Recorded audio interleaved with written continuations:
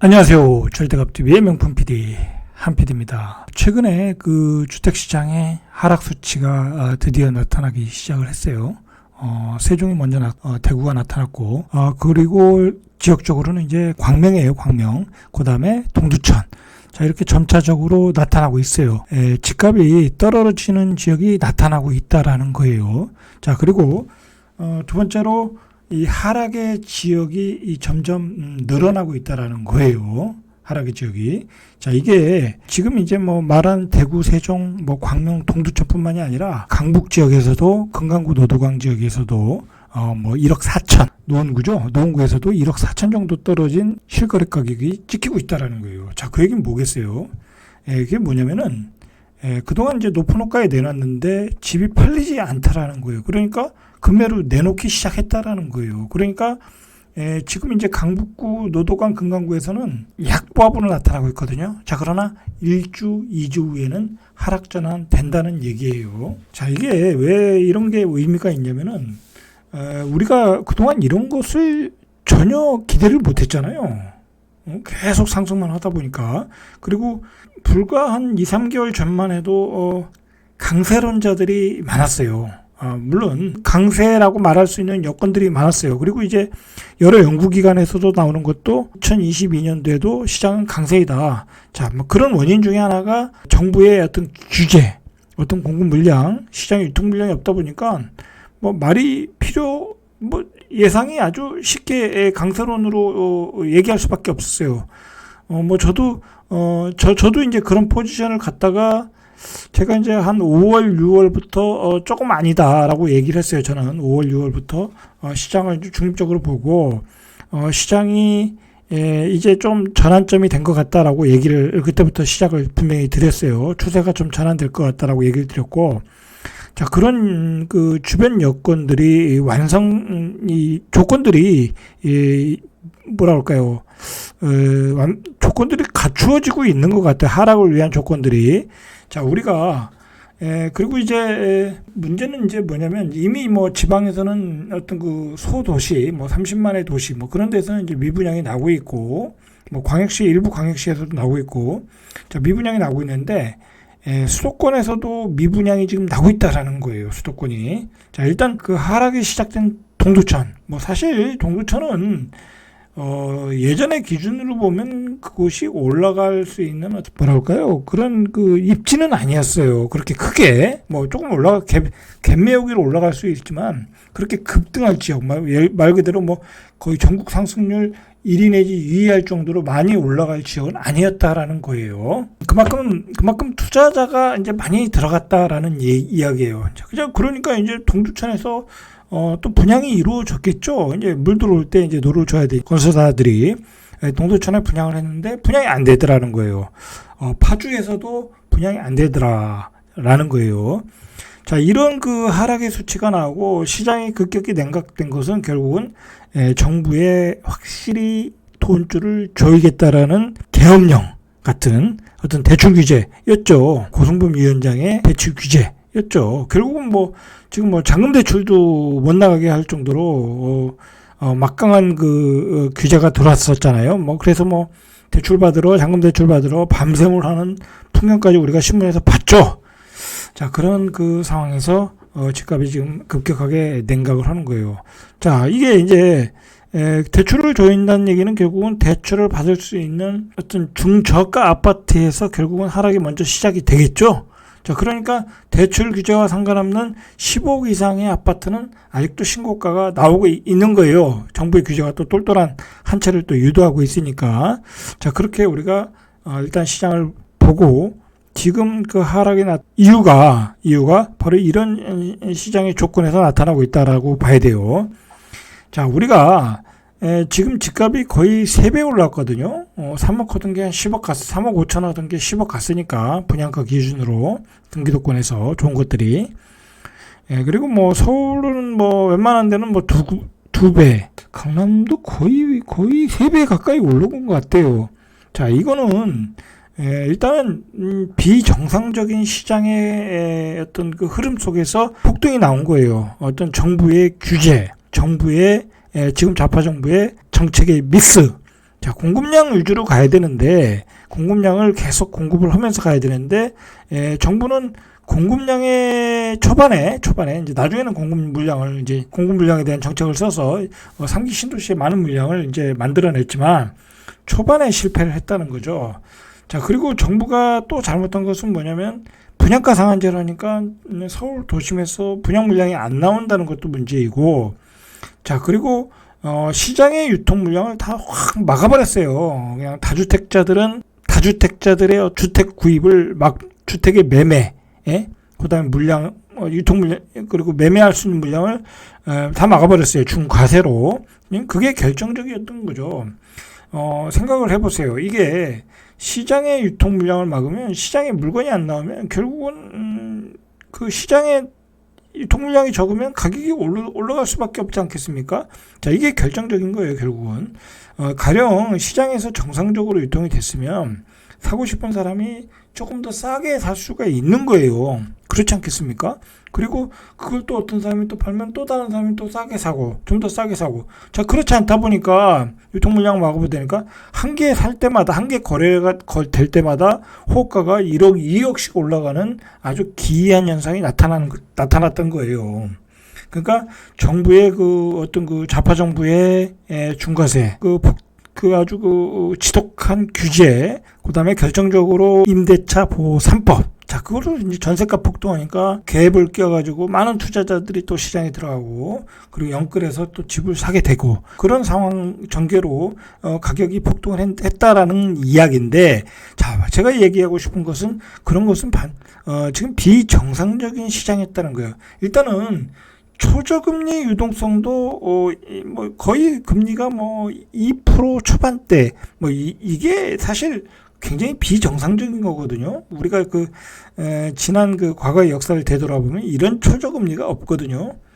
미국은 아직도 금리 인상을 안 하고 있잖아요. 계속 달러를 찍어대고 이게 맞는 건지 틀린 건지 모를 정도로 고인플레이션이 지금 하이퍼 인플레이션에 우리가 좀 신흥국들 그리고 후진국들이 아주 고통을 받고 있는 거예요. 미국의 나스닥 주식만 날아가고 있고, 자, 이거 참 문제가 있어요. 이런 것들이 비정상적이었다는 거죠. 거기다가 이 좌파 정부가 쓴 정책이 시장의 유통 물량을 다 말라버리는 정책이었어요. 그러니까 거래도 안 되고, 거기다가 임대차 보호 3법 하면서 전세가 폭등하고, 자, 이러한 시장으로 지금까지 가격이 폭등했다라는 거예요. 자, 원인은 비정상적인 시장, 어떤 규제, 금리, 자, 이런 거였다는 건데, 중요한 것은 이러한 비정상적인 어떤 시장이 작동했던 원리가 해소되고 있다라는 거예요. 그러니까 시장이 비정상에서 정상으로 바뀌어가고 있다라는 거예요. 자, 일단은 대출을 규제하니까 금리가 인상이 되니까 초저금리는 지금 사라지고 있잖아요. 지금 2.5%가 4%대까지 올라갔으니까 우리가 주담보 금리를 받을 수 있는 금액이, 자, 이게 사라져가고 있고, 자, 그리고 중요한 것은 이제 공급 물량도 3기 신도시가 계속 사전 청약을 하고 앞으로 공급 물량도 충분히 공급할 수 있는 물량은 잡혀 있고, 자, 그리고 중요한 것은 뭐냐면 지금까지 문제가 됐던 규제들이 서서히 풀려나갈 기미가 보인다는 거예요. 지금 12억 이하의 양도세 양도세가 없어지는 거죠. 자, 이제 그것도 일종의 시장에 대한 규제의 완화예요. 그러니까 12억 정도의 아파트들은 이제 시장에 내놓고 팔 수 있다라는 거예요. 그 전에 이제 9억까지가 비과세였는데 이제 12억까지 비과세니까 12억 정도 되는 물건들은 이제 나올 수 있다라는 거예요. 세금을 안 내도 되니까. 자, 중요한 것은 이제 문제는 뭐냐면, 우리가 대선 이후에는 지금 여야 후보 둘 다 규제 완화 쪽에 포커스를 분명히 맞추고 있어요. 여당은 어떻게 할지 모르겠어요. 분명히 또 자기들이 또 정권을 잡으면 또 어떻게 나올지 모르겠지만, 지금 현재로서는 완화라는 얘기가 조금 나오고 있어요. 그리고 이제 본인들이 지금까지 정책을 펴면서 부작용을 봤기 때문에 결국은 이제 완화로 갈 수밖에 없어요. 자, 그리고 지금 야당 후보인 윤석열 후보도 그 양반의 정책이 뭐예요? 규제 완화 아니겠어요? 대출 규제 완화, 중과세 완화, 종부세 완화 다 완화란 말이에요. 그러니까 시장은 결국은 이제 정상적인 시장 경제로 갈 단계라는 거예요. 그러니까 이 모든 여건이 지금 하락을 위한 준비를 하고 있다라는 거예요. 그러니까 시장은 거의 하락을 위한 외통수로 가고 있다라는 거예요. 통수의 조건이라는 거예요. 자, 그러나 하락은 아니다라고 강한 반론을 전문가들이 분명히 하고 있어요. 자, 그 강한 반론은 왜 그런지, 자, 그리고 그게 왜 문제가 있는 건지 결론에서 제가 말씀을. 자, 우리가 이 고승범 위원장이 대출 규제를 강력하게 했는데 우리가 이 부분을 조금 의미 있게 받아들일 필요는 있어요. 물론 잔금 대출까지 막았다라는 것은 분명히 문제가 있어요. 비상식적이었던 거죠. 그것 때문에 국민들이 난리가 났었어요. 아니, 분양을 받았는데 잔금 대출을 안 해준다는 게 말이 되겠습니까? 정상적으로 분양받은 사람들인데.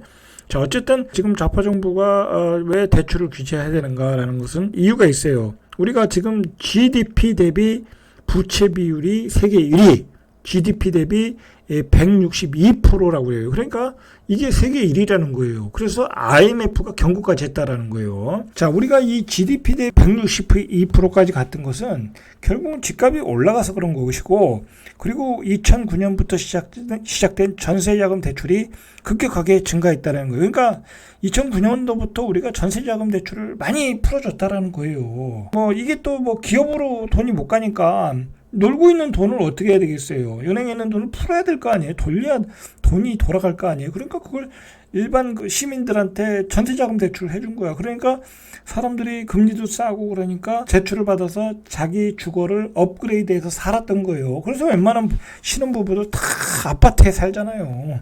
그러니까 아파트 수요가 많아지고 아파트 갭 투자들이 많아지고 아파트 가격이 올라갔던 것이죠. 그래서 이러한 부채 비율이 높다 보니까 결국은 해결책은 대출 총량제가 나온 거예요. 그래서 4%에서 5%로 줄이겠다라는 거예요. 자, 이게 이제 기준이 되었다는 거죠. 자, 그리고 이제 금리도 인상하고 대출도 줄이고, 자, 그러니까 유동성은 줄어들 수밖에 없어요. 자, 이런 조치로 인해서 이미 지방 외곽에서 집값 둔화 하락세가 뚜렷이 나타나고 있고, 이미 노도관 금강구에서도 급매물이 나오고 있다라는 얘기예요. 자, 수치상으로도 보면 이제 이번 주에 나온 수치상을 보면 부동산원이 발표한 세종 아파트 가격이 0.33 하락이에요. 0.33이면 거의 폭락이에요, 폭락. 요즘 세종이 거의 거래가 안 돼요. 급매물도 봐도 잘 거래가 안 돼요. 그게 급매물인지 아닌지 판단을 못하는 거예요. 매수자들이 한 2억 정도 떨어졌는데도 쉽게 사지를 못하더라는 거예요. 일부 단지에서는, 인기 단지에서는 거래는 되고 있어요. 되고 있는데 이제 급매물인 경우에 되는 거죠. 그러나 전반적으로는 거래가 안 되고 있다. 자, 대구도 아직 급매물이 급격하게 떨어졌다는 얘기는 없지만 서서히 떨어지고 있다. 보통 이게 하락 추세가 나타나면 처음에는 급매물이 잘 안 나와요. 그냥 기다리는 거예요. 팔리겠지. 그러다가 매물이 쌓이고 이제 다른 신규 주택으로 이사 가셔야 되는 분들이 구축을 팔고 구축하셔야 되는 분들이 급하잖아요. 그러면 그냥 한 2억씩 내리고 팔고 가는 거예요. 그러한 현상이 앞으로 세종에서 나타났듯이 대구에서도 나타나고, 이 동두천에서 나타나고, 광명에서 나타나고, 노도강 금강구에서도 계속 나타날 거라는 이야기예요. 자, 상승폭도 축소되고 있어요. 경기도가 지난달 초 아파트가 상승폭이 0.22를 기록했어요. 지난달 초에. 자, 그런데 이번 주에 절반인 0.11로 나타나고 있다. 실제로는 경기도도 거의 거래가 안 되고 있어요. 이 고가에서. 자, 그러다 보니까 아직은 하락 수치가 나타나고 있지는 않지만, 어떤 보합세로 간간히 거래가 되다 보니까 이런 수치가 나타나고 있지만, 경기도도 이 하락 수치가 나타나는 것은 시간 문제라는 거예요. 자, 인천도 일주 전보다 한 0.05포인트 축소한 0.17. 자, 인천도 아직은 강세이지만, 인천도 문제가 되는 게 뭐냐면, 인천이 내년에 물량이 엄청나게 많아요. 입주 물량이. 자, 입주 물량이 많다는 거는 전세 가격이 하락을 하겠죠. 자, 그리고 입주 물량이 많다는 것은 이제 구축을 팔아야 된다는 거예요. 이게 역으로 계산을 해보면 내가 구축을 팔아야 잔금을 치르고 가겠죠. 자, 그러면 구축의 매물들이 쏟아져 나온다. 급매물이 나온다. 자, 그 얘기는 인천도 하락 타임에 이미 들어갔다라는 거예요. 자, 서울도 25개구 중 22개국의 집값 상승률이 둔화되거나 보합세를 보이고 하락으로 들어갔다라는 거예요. 하락은 시간 문제이다. 자, 경기도권도 수원, 성남, 안양, 의정부, 남양주, 하남, 양주, 광주 대부분이잖아요. 경기도권 보합세를 나타나고 있다. 이제 하락으로 이제 넘어갈 타임이라는 거예요. 자, 이 어떤 그 부동산 지수 중에 가장 중요한 지수 중에 하나가 매매 심리 지수예요. 이게 100 이하로 떨어지면 매수자 우위 시장이 되는 거예요. 자, 이번 주 서울 아파트 매매 수급 지수가 96.4 더 떨어졌어요. 지난주보다. 자, 경기도도 98.4 2주 연속 100을 밑돌았다. 자, 인천도 101.4. 자, 인천도 8주 연속 내리고 있다. 자, 인천이 최근에 강세였잖아요. 그러니까 인천도 한 2주 정도 후에는 100 이하로 떨어진다. 부산은 이미 98.6. 자, 대구는 88.7. 세종이 가장 낮죠? 88.1. 자, 88 정도로 가면 거의 거래가 안 된다고 보시면 되는 거예요. 그러니까 대구도 거의 거래가 안 되는 거고, 그 다음에 이제 부산도 문제가 될 수 있고, 서울도 80대로 가면 거래가 안 된다라고 보시면 돼요. 그러니까 서울에 의해서 경기도 아파트도 팔자가 사자보다 많다라는 거예요. 매물이 증가하고 있다라는 거예요, 지금. 일단은 그 서울 수도권에서 미분양이 나오는 게 동두천, 파주, 뭐 지방에서는 포항 정도. 자, 미분양이 나오고 있는데, 자, 이 미분양이 나온다는 얘기는 이게 심각한 게 뭐냐면, 지금 인기가 있는 게 신축이잖아요. 그죠? 자, 신축인데 신축을 우리가 지금 살려고 하면 뭘 사야 돼요? 분양권을 사야 되잖아요. 자, 미분양이 나왔다는 얘기는 내가 기존의 분양권을 살 필요가 없죠. 기존의 분양권의 가격의 프리미엄이 또 어마어마하게 붙었어요. 서울의 외곽에도. 자, 그렇다면은 미분양을 사면 됐지 굳이 기존의 분양권을 살 필요가 없잖아요. 그러니까 분양권의 가격이 급락할 수 있다는 거예요.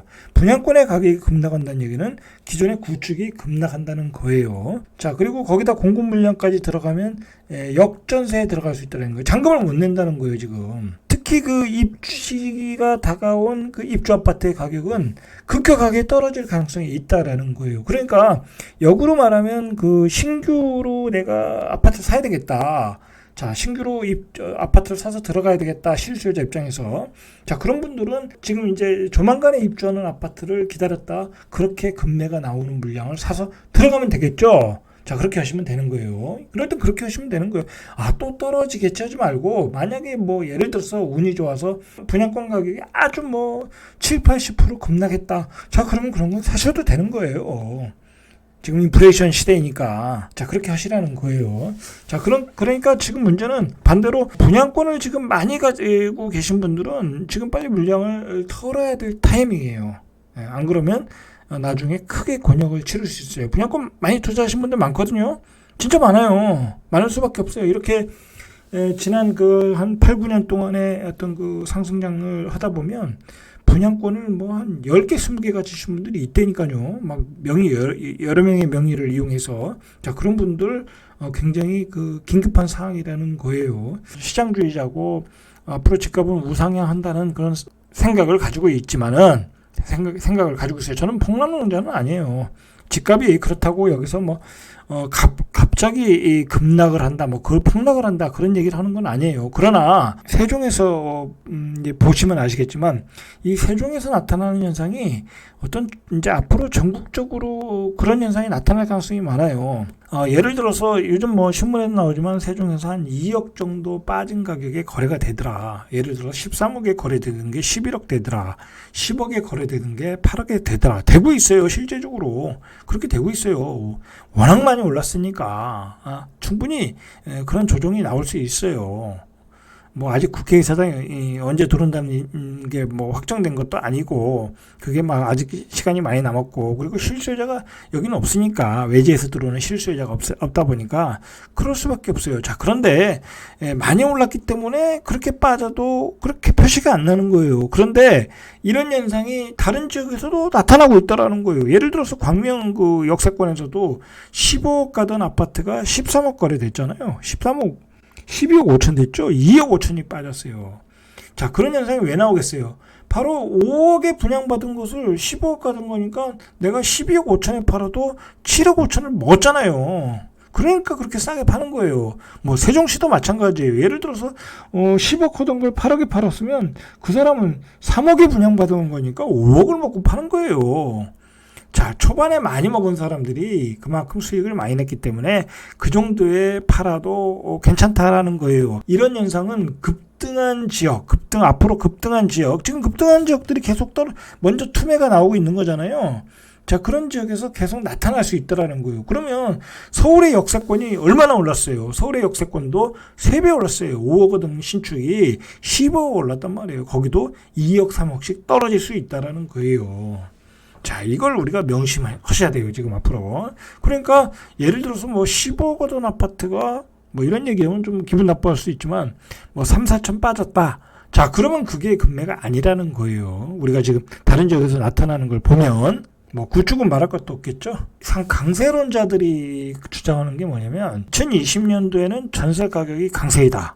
서울 수도권의 입주 물량이 모자르다. 계약갱신 청구권을 사용하고 나오는 신규 전세 수요자가 많다. 라는 거예요. 그래, 물량이 적고, 전세 수요는 많으니까 전세 가격이 폭등하니까, 매매로 전환을 하면서 집값을 강세로 만들 것이다. 라는 게 강세론자들의 이야기인데, 자, 문제는 일단은 지금은 아직 2022년도가 넘어간 건 아니지만, 지금 구간은 어쨌든 공급 물량은 좋은 편이에요. 그러니까 전세 수급 지수가 떨어지고 있더라는 거예요. 자, 수도권 전세 수급 지수가 이번 주에 100.2, 지난주보다 1.1포인트 떨어졌고, 그만큼 이제 수도권에서의 공급 물량이 아직은 괜찮다라는 이야기예요. 서울 아파트의 전세 수급 지수도 기준선인 100을, 경기도는 99.7이었다라는 거예요. 자, 그러니까 전세 수급 지수가 아직은 떨어지고 있고, 아직은 공급 물량이, 입주 물량이 모자라지 않다라는 거예요. 물론 이제, 내년 되면 조금 모자랄 수 있지만은, 자, 서울은 분명히 모자라요. 그러나, 경기도를 볼 때는 그렇게 모자라지 않아요. 모자라지 않다. 자, 그리고 중요한 것은 뭐냐면, 전세 대출을 받고 있잖아요. 줄이고 있잖아요.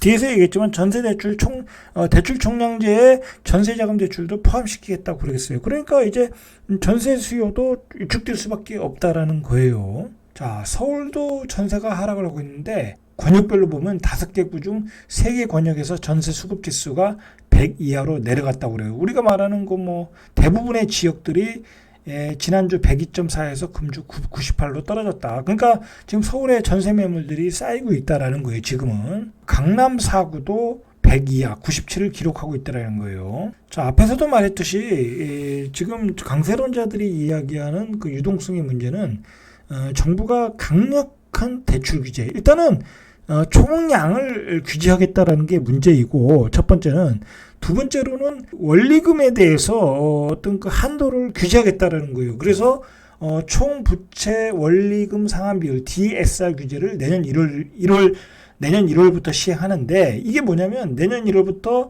총 대출액이 2억 원을 초과할 경우엔 DSR을 적용하겠다라는 거예요. 그리고 7월부터는 1억 원 초과로 DSR 규제가 확대된다. 그리고 DSR 산정 때 카드론도 포함한다.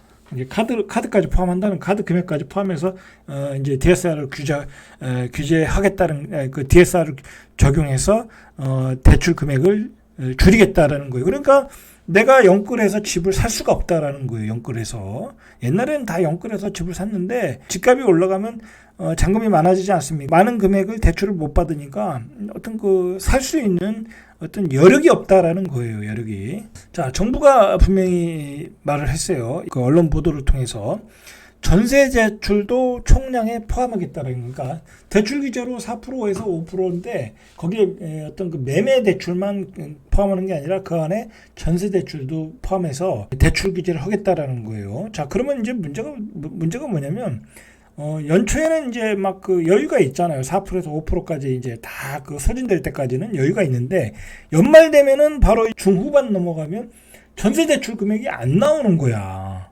그럴 상황이 있다라니까요. 예상이 된다니까요. 그러면 이사를 못 가는 거예요. 그냥 거기서 살아야 되는 거야. 집값 올려줄 돈이 없으면 월세로 살아야 되겠죠. 반전세로 살아야 되겠죠. 난리가 날 가능성이 높다라는 거예요. 난리가 날. 물론 이제 정권이 바뀌면 이게 어떻게 될지 모르겠지만, 자, 이 전세 대출 총량 규제를 해버리면 이제 문제는 내가 추가로 대출을 못 받는다는 거야. 연말 되면 다 소진이 돼서 이사도 못 간다는 얘기예요. 이런 상황이 앞으로 전개된다. 그러면 전세가 폭등은 일어날 수가 없는 거예요, 지금.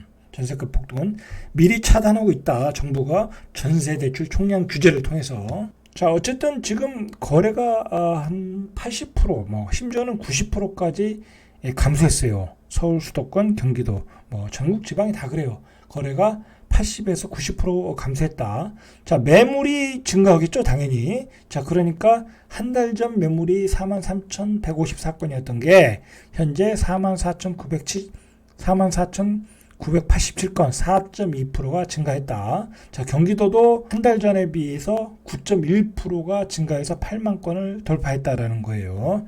매물이 쌓이고 있다라는 거예요.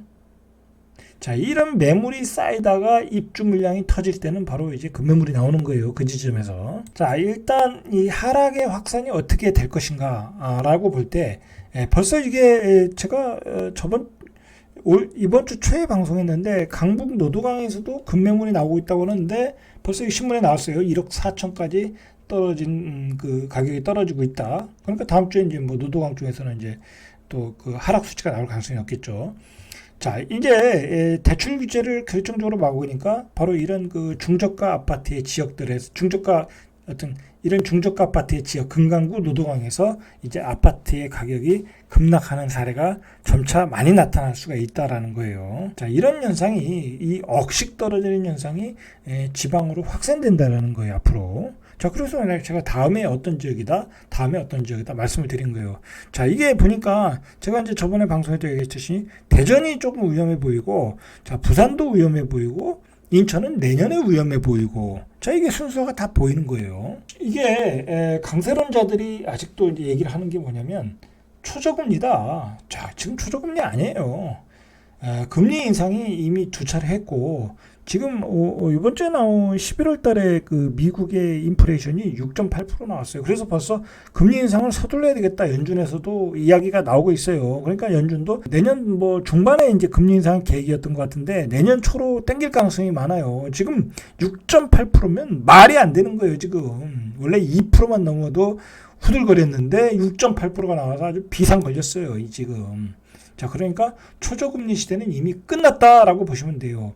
자, 유동성이 증가한다. 이거 유동성은 분명히 증가해요. 지금 우리가 국가 예산도 어마어마하게 잡아놨잖아요. 복지를 위해서.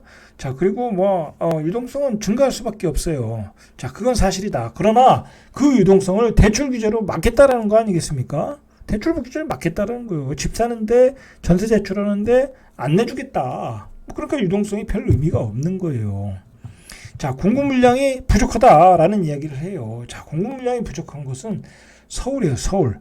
자, 경기도권은 그런 대로 괜찮아요. 괜찮다. 이것도 아주 커다란 그 임팩트한 요소는 아니라는 거예요. 임팩트한 요소는 아니다.